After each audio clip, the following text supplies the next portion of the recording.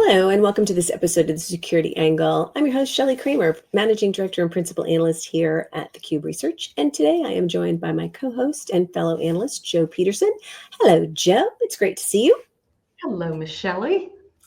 So today we are going to have a conversation about zero trust and why adopting a zero trust security is table stakes today. So before we dive in, I want to start with a little bit of backstory. The term zero trust was coined about 14 years ago by a guy named John Kindervag, a security analyst at Forrester Research. And Kindervag proposed a security model based on the principle of never trust, always verify, meaning that no user or device should be trusted to access a resource without continuous verification of their identity and authorization, regardless of whether they're inside or outside the network perimeter. Makes a lot of sense, doesn't it? Along those lines, a zero trust approach is a cybersecurity strategy where no user, device, or application is inherently trusted, regardless of its location on the network, and every access attempt must be verified and authorized before access is granted, and essentially operating on the principle of never trust, always verify. And this is all to minimize security risks. So a zero trust cybersecurity strategy shifts away from the traditional perimeter-based security models that trust devices inside the network by default, and this instead requires continuous authentication and authorization for every access request. So there are about 5 key points when you think about adopting a zero trust approach. And these include things like there should be no implicit trust. You're going to see us talk a lot about trust today. There should be no implicit trust. And so unlike traditional security, zero trust assumes that any user, device, or application could be compromised. So no entity is automatically trusted just because it happens to be on the internal network. Pretty smart. There is strict identity verification, and every access attempt requires strong authentication and authorization, including verifying user identity, the device health, and application permissions. Another factor here is least privilege access. And in this instance, users are only granted the minimal level of access that they need to perform the tasks that they need to do. And this, of course, prevents unnecessary exposure to sensitive data. Continuous monitoring is also involved as systems are constantly monitored for suspicious activity, and access can be revoked immediately if a potential threat is detected. And last but not least, having a data-centric security approach means that you're protecting sensitive data itself, not just the network perimeter, by applying granular access controls based on classifications of different data.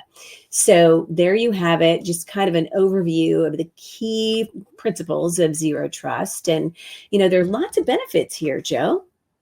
There are. And, we want to keep everyone on the straight and narrow here and say that this is a bit of a journey that you're going to take if you decide to put this in place. Yeah. But it just is. It's going to be work for you and your team.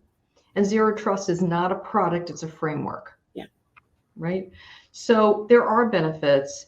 And here's a few of the ones that stand out for me. First of all, you're going to get enhanced security. By adopting a zero trust approach, you're going to reduce the attack surface because you're going to prevent unauthorized access to sensitive data and systems. So that's a win for every team, right?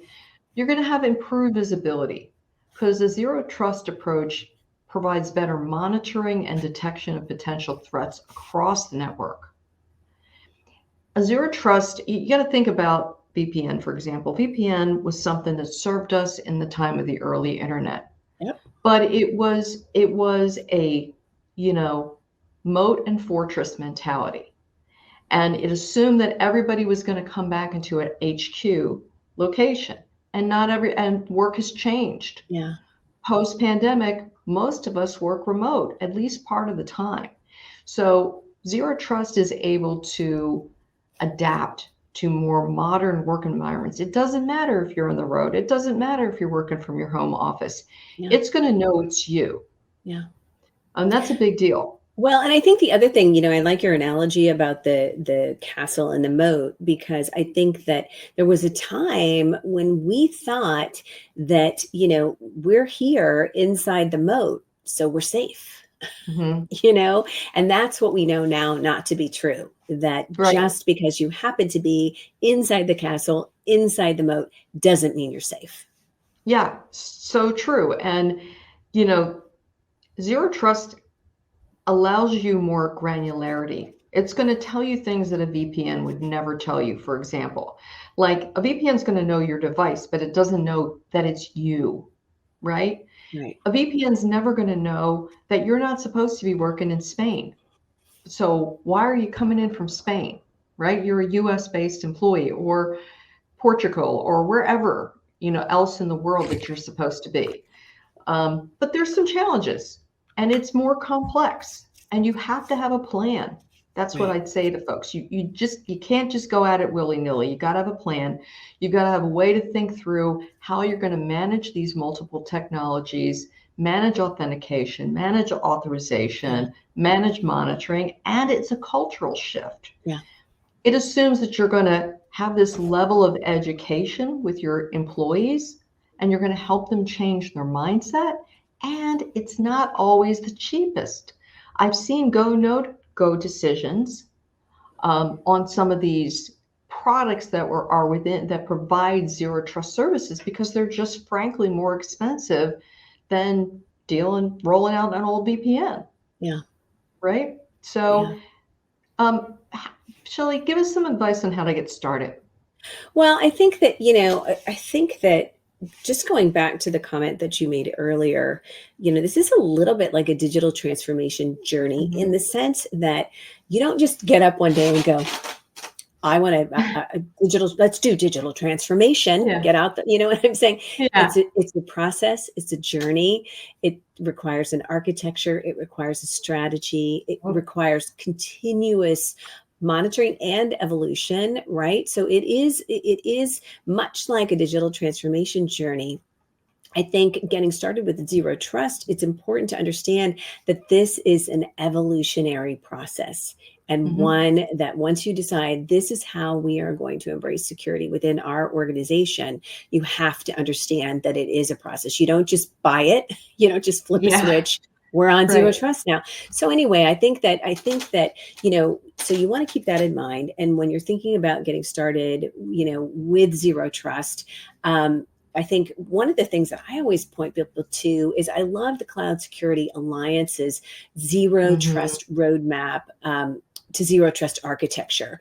And, they advise that a full-fledged zero trust program can take anywhere from 2 to 3 years to fully develop. Yeah. So you got to go in knowing that this is a journey.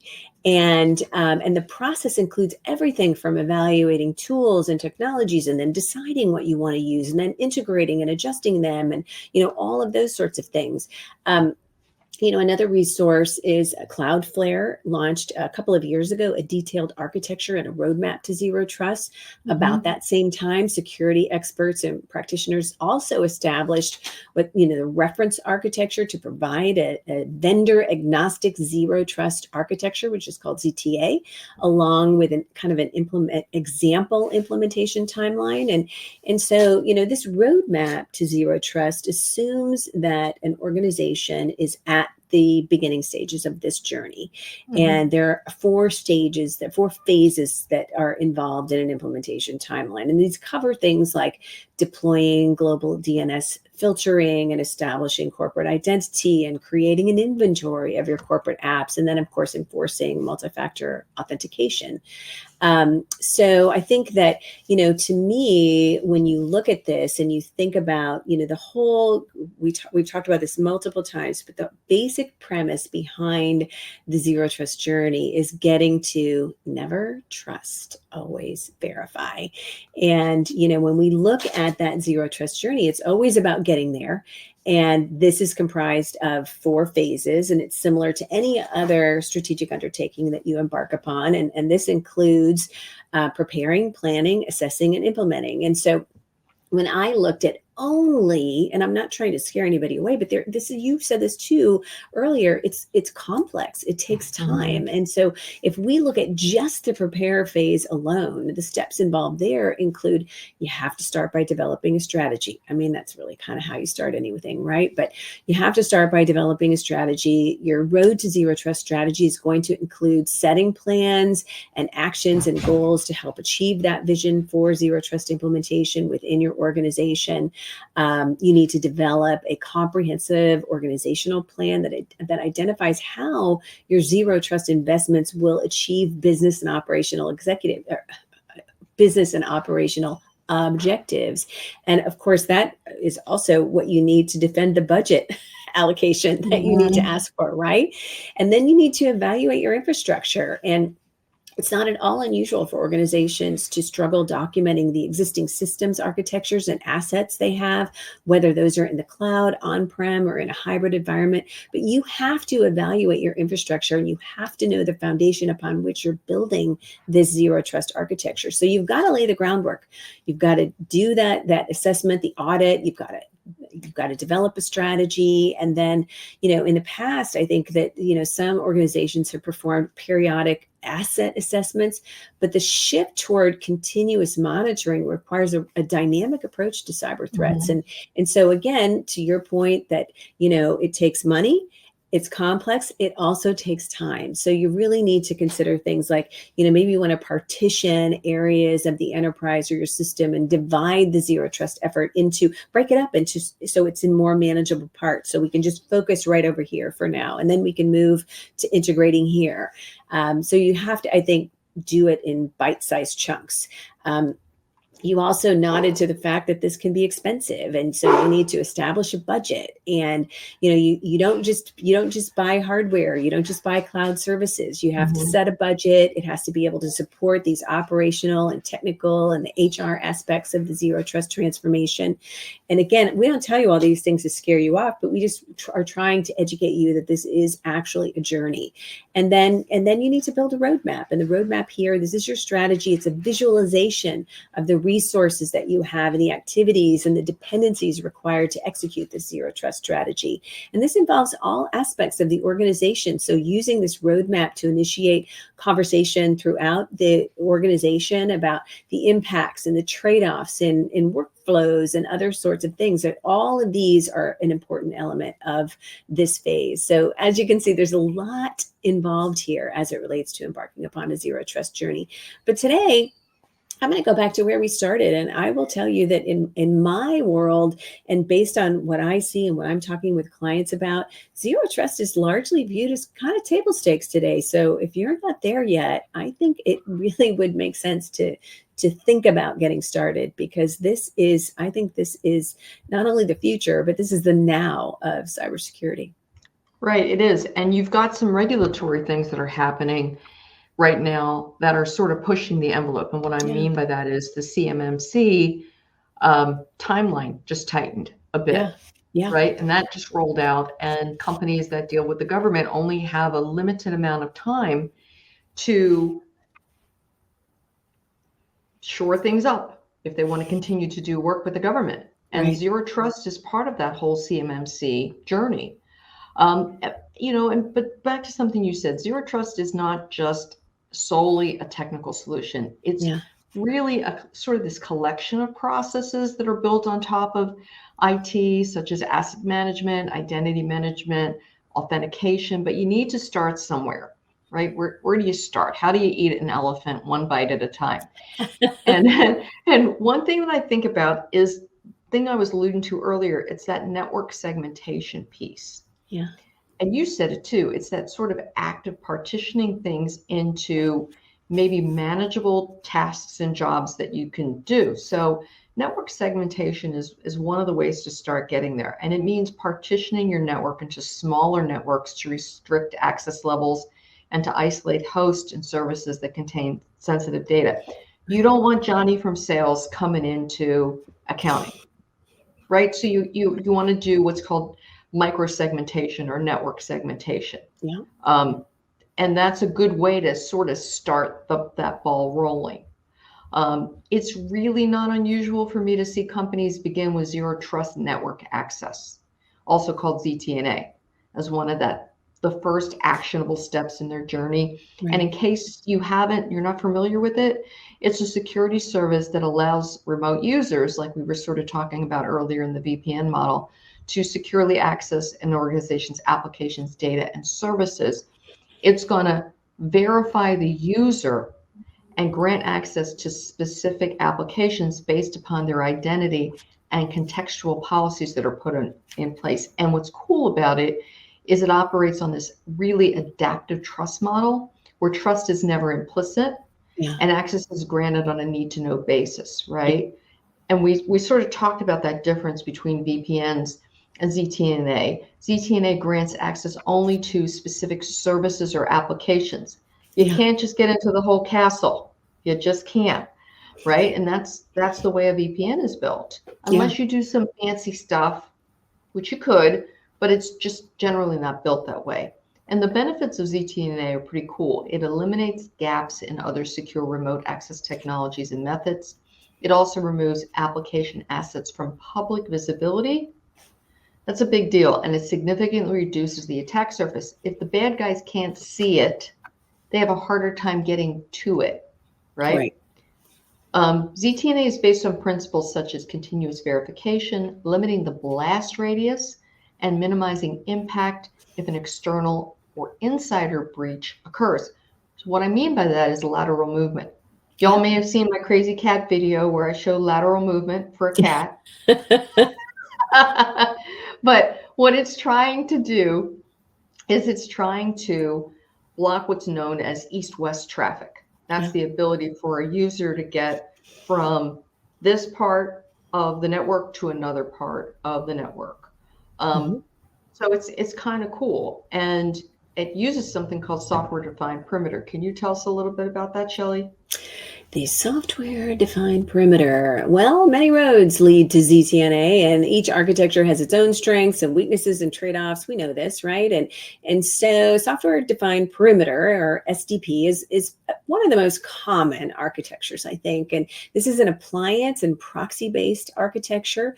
A reverse proxy appliance, the SDP connector, is deployed at the network edge, and it's governed by a centralized policy-based controller. And this tech is based on single packet authorization, and it's often agentless for the client, which is the initiating host, and it may not require a separate SDP connector appliance if the SDP connector software is deployed directly to the target system or systems.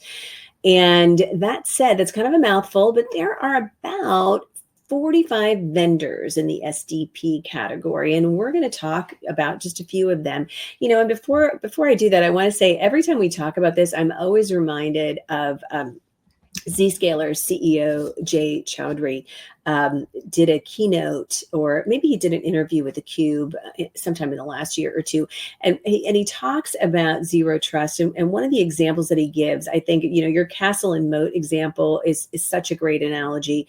But one of the things that Jay said, it's kind of like, when you walk, and something that most of us have experienced, right? So you're walking into an enterprise's place of business. So you go in, and what do you have to do? You have to check in, you have to give them your ID, you have to, sign in, all of that sort of thing. And in some instances you do that, and then they just open the gate and they say, go anywhere you want. And that is kind of how a VPN works. You're in, right? Well, how zero trust works is more like, I arrive, I sign in, you come and get me, and you take me exactly to the one place that I'm supposed to be within that organization. And that's really what we're talking about when we're talking about this kind of access, and we're talking about really limiting, how somebody can roam within an organization. So, or even a threat actor can roam within an organization. So it always pops in my mind when we're talking about this, because I thought that was just that was an example that most of us can relate to, because we've done it at some time or another. So anyway, back to SDP vendors. TwinGate ZTNA. TwinGate is a provider of remote access solutions. They focus on enabling distributed workforces to securely access corporate resources, right? We all need this. With our distributed workforce, that is our reality, right? So we're able to do this without compromising productivity. So TwinGate's solution is a cloud-based ZTNA solution. It allows IT and security teams to implement a software-defined perimeter and centrally manage users and device access to corporate applications without using any external hardware or changing their existing infrastructure. So that's kind of cool. Once users have installed the TwinGate app and signed in, TwinGate ZTNA connects them to applications on the corporate network through the app's FQDN or IP address with no interaction from the user. And this helps to minimize friction in the access process, and something that you may not think about as a user, but basically it speeds the time to you getting to do what it is you want to do, right? So the platform supports split tunneling, which ensures quick and strong connections, and the VIPR technology automatically makes authorization and routing decisions, and it reduces alerts for IT teams, which is a big yay. From the management console, admins can configure user access policies at an app level, and this helps stop that lateral spread of attacks that you nodded to a moment ago. These policies are based on the context of each access attempt, and it takes into account attributes like device posture, location, and time. And admins can also gain insights into network access activity and provision and deprovision users, and they can configure integrations and identify providers such as Okta and OneLogin to enable single sign-on for all users. TwinGate ZTNA is a cloud-based software-only solution, which means it gives you flexibility to integrate easily. It also is scalable, and you can use it to support small teams, larger businesses, whatever, anything in between.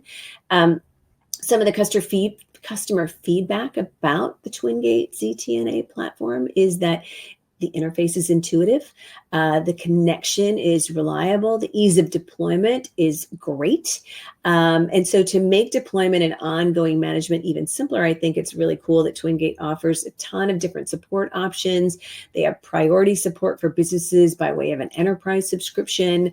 And really bottom line, TwinGate ZTNA is a strong solution for small to mid-sized businesses looking to provide secure access to their remote users. It's user-friendly for end users and admins alike. There is no reason not to check it out. Another one that's on my radar screen is NordLayer. NordLayer is from Nord Security, and they specialize in user-friendly security for businesses. NordLayer is the company's zero trust network access solution. It serves as a modern alternative to the traditional VPNs that we were just talking about. NordLayer enables users to connect seamlessly to their corporate networks, and it uses the platform's NordLynx protocol for a swift remote connection. Again, this is checking all the boxes that people want, right? Easy, fast, not complex. And the platform then fortifies each connection through user authentication, network segmentation, and traffic encryption. It's designed for seamless integration with cloud or multi-cloud systems. It's delivered as a service, and that facilitates central and remote management by IT administrators, which is pretty attractive. I think that one of the distinct feature sets of NordLayer is that it emphasizes secure access and connection. So by adhering to the principles of zero trust and least privilege, the platform ensures that users only reach the applications and the data that they need to do their jobs. And the cloud firewall that's supplied by NordLayer offers stateful network traffic inspection, packet inspection, integrated intrusion prevention, and cloud-based threat intelligence. So these features all work together to ensure a robust defense against network security threats. And, one other thing worth mentioning is that I think NordLayer's device posture security module allows for continuous monitoring of all network connected devices, which is exactly what you need today. This enables administrators to set policies, alerts, and it prevents non-compliant devices from accessing the network. For additional protection, NordLayer has user authentication through integrations with multiple third-party MFA and SSO providers, including Azure AD, Google Workspace, Okta, and OneLogin. All traffic undergoes AES 256-bit encryption, and the kill switch feature ensures that if a server connection breaks, all device traffic is halted, and that minimizes the potential, security threats. From a management perspective, IT and security admins can oversee user accounts. They can designate permissions. They configure security policies through a unified management console, which I really like a lot. The fact that it's cloud-based means that Nord Layer is straightforward to deploy. It's effortlessly scalable, which I think is incredibly attractive. The platform support structure includes live chat and email, and the company makes a commitment to address queries within a 3-hour window, and also provide support from a dedicated account manager. Nord Layer is another one that's a strong ZTNA solution for organizations really of any size who are looking for user-friendly, intuitive ways to secure remote access to company resources. So that's another one to check out. Yeah, and I think that this is particularly attractive for a smaller company that doesn't have a deep engineering bench because of the ability to install it quickly and easily. Right? Well, and the So support too. The support is a big deal. Yeah. Right. The support is a big deal because if you don't have a deep bench, it's tough to fix things. And the reality of it is, Jo, most people don't have a deep bench today. So that's why these solutions, I think, are so valuable. Yep. Well, I'm going to talk about our friends at Akamai. If you've been in IT for 100 years, like I have, I'm not going to say you have. I'm going to say, I think I'm older than you are, but all anyway, right, then. Akamai is known as the de facto CDN provider in the world. I mean, just it is, right? They have competitors, but what I like is that they've really taken their technology chops and morphed themselves into a cybersecurity company. Yeah. And they're doing tons more than CDN today. And in case you weren't aware of that, Akamai's Enterprise Application Access, which I have a customer using, is Akamai's ZTNA product. And they're a very, very big customer. This is a very intuitive and intelligent platform. And so it's delivered via cloud. There's no virtual or physical hardware to manage or maintain. This client is literally in multiple countries in the world, right? And the solution runs on the distributed infrastructure of Akamai's Intelligent Edge platform. And what that does with these global companies, it allows them to have remote workers access the company's network securely, which is a big deal. With Enterprise Application Access, admins can configure per application access policies based upon roles and privilege. So it's really granular. Right, I like and that. That'll help, it'll help minimize the spread of account takeover and malware attacks through the network. They can manage all policies via this single portal, and it makes it easier to access across AWS, Azure, Google Cloud apps, as well as web and SaaS applications. Enterprise Application Access analyzes signals in real time, such as user identity, device posture, endpoint compromise. It'll do things like detect anomalous activity. It'll block high-risk access, right? So the guy that's based in the US that all of a sudden is coming in from Spain. Yeah. Why is that happening? And it knows it's happening. And it'll send a note to the user and the admin. Hey, is this you? It's kind of cool. Like your credit card, right? Hey, I mean, did you just use your credit card? Right. Yeah. It offers built-in MFA and SSO. So if you're somewhere where that's not working for you, this will work for you because that happens when you're traveling, right? Right. It's scalable. It'll integrate with LDAP and Active Directory. It'll also integrate with SEM logs via a unified log streamer. So now you've got this correlation effect that's going on, which is a big deal because the endpoint logs are feeding into the SEM. This is feeding in, right? And everything, all the data is getting correlated. Right. So kind of interesting. The next one, we talked about them earlier, but they have done an amazing job in the security space, and it's Cloudflare. Yeah. And the product is called Access. And it's meant to augment or replace traditional VPN solutions, right? And it's just how it's built. And Access is their ZTNA solution. Right. And it's also really granular role-based access. So if you're worried about a highly distributed workforce, and you don't want everybody getting into finance, you don't have to have everybody getting into finance, right? It's just not going to happen. Cloudflare also offers strong integrations with multiple identity providers, and that makes it easier to integrate into your systems and get going with something. And we were talking about that earlier. How do I just get going, right? Yeah. How do I get going on this path? This is a great way to do it. Cloudflare will verify device before granting access. It'll analyze the health posture indicators, such as serial number and MTLS certificates, to ensure that it is that device and it's your device that's coming in.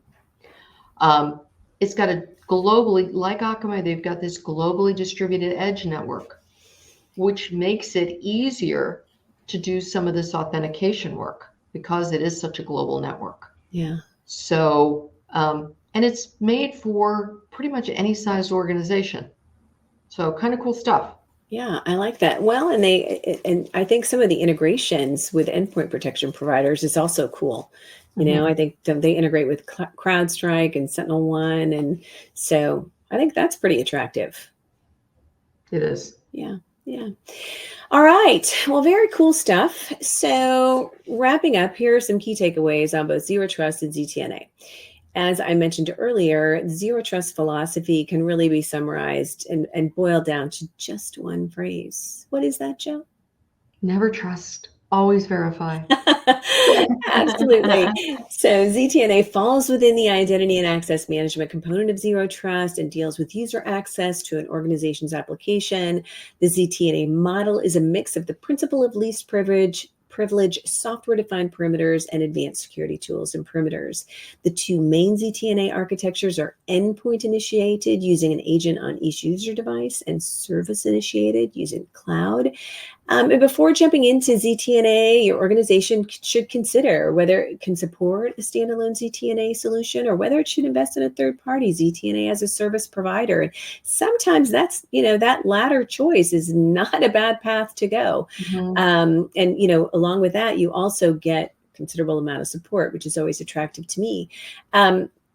With that, this will wrap our conversation about why adopting a zero trust approach to security is what we nerds regard as table stakes today, and thoughts on how to get started with that zero trust journey. And I think the one thing that we both agree, well, we agree on most things, but what we want to leave you with is, we've talked about the fact that it can be complex. We've talked about the fact that it can be a little expensive. And we've talked about the fact that it's a journey that, and even getting started, you can plan on taking 2 to 3 years, but don't let any of that scare you away, because this really is, I think, I mentioned this before, it's not only the future, it's the now when it comes to really protecting your organization. So I hope that we've given you some good food for thought and some good, points on, where to look when you're thinking about getting started and why to get started. So with that, I'm your host, Shelly Kramer, Managing Director and Principal Analyst here at theCUBE Research. And thanks to my co-host, Jo Peterson, for joining me.